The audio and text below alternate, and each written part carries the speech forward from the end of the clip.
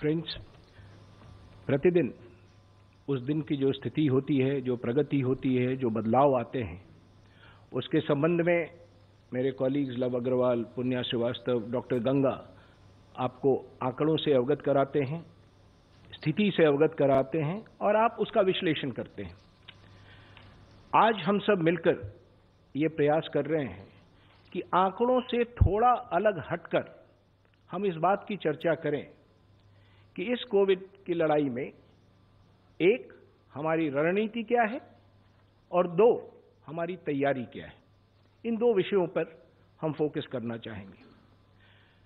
As you are aware, we are passing through very, very challenging times. Many of the countries which are known as developed countries in this world, with far more capacities and much better resources than us, are also facing huge challenge. ये पृष्ठभूमि है जिसमें इस बात को हमें समझना पड़ेगा। और आज एक महत्वपूर्ण दिन है। आज लॉकडाउन के 1 महीने पूरे हुए। तो इस 30 दिनों में हम कहां थे, कहां पहुंचे हैं और हमने क्या तैयारी की है, इस पर संक्षेप में मैं आपके समक्ष सारी बातों को रखना चाहूंगा। The first and foremost issue is, what has this 30-day lockdown done? मुझे ये पूरा एहसास है कि this has brought hardship to many people, but we must express our gratitude to all the people of India who are facing this hardship today so that we can save lives in future.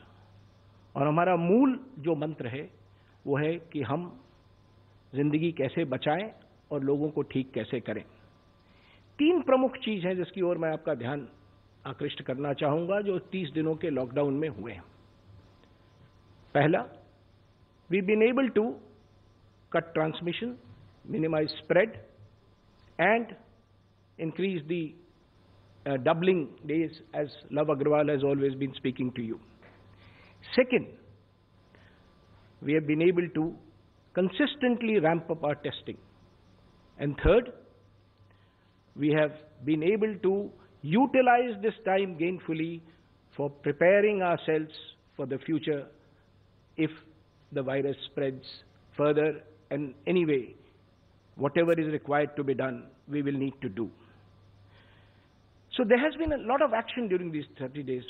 हजारों लोग, ना सिर्फ हम जो दिल्ली में बैठे हुए हैं, फील्ड में हजारों लोग इस कार्य में लगे हुए हैं और लोगों ने मिलकर और सरकार ने कई सारे ऐसे कदम उठाए हैं जिसने ये सुनिश्चित किया है कि in these 30 days we remained more or less stable, and that is the first thing that I want to bring before you.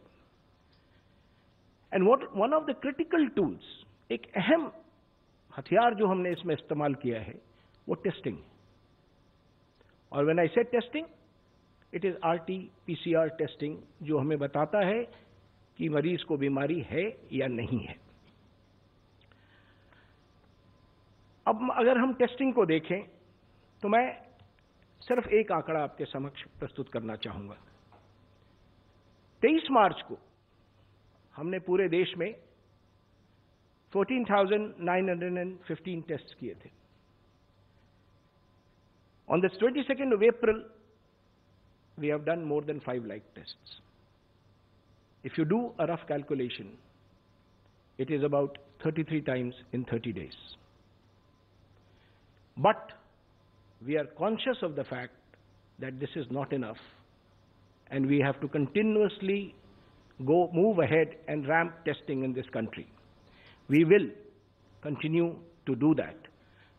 हमने ये भी देखा है और श्री अग्रवाल ने भी बताया कि इस अवधि में हमारे नंबर ऑफ पॉजिटिव केसेस में भी बढ़ोतरी हुई है और हमें उस बात को ध्यान में रखना है जब आप अपनी टेस्टिंग स्ट्रैटेजी बनाते हैं या हॉस्पिटल की स्ट्रैटेजी बनाते हैं।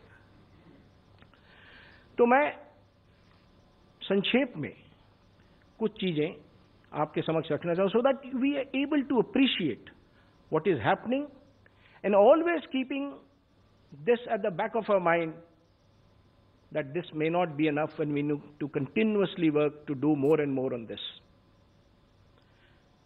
Let us look at this. This shows the figures of these 30 days and how the number of daily tests have gone up and how the new positives have gone up. So this is where we stand today, what we've been doing and what we've been trying to achieve. Let us now move a little further on this and see how cases have moved in India. This is how the positive cases have moved in India. The only point that I would like to make here is that the growth has been more or less linear, not exponential. What that tells us is that there are certain strategies and work which has helped this be contained to a particular level. Now let us move on to see beyond this, what has been the story of positivity to testing during these 30 days. If you see this slide carefully, what it will really tell you is that during this period, we are more or less, लगभग हम उसी जगह पर हैं जहां हम एक माह पूर्व थे, यानी स्थिति बहुत बिगड़ी नहीं है। लगभग 4%, 4.5% लोग जो टेस्ट हुए थे वो पॉजिटिव निकले थे एक माह पहले, और अभी भी लगभग वही स्थिति है कि जितने लोग टेस्ट हो रहे हैं उसमें से जो प्रतिशत पॉजिटिव हो रहे हैं लगभग वही हैं, यानी कि हम एक कांस्टेंट लाइन अगर आप इसको देखें तो वहां पर हैं।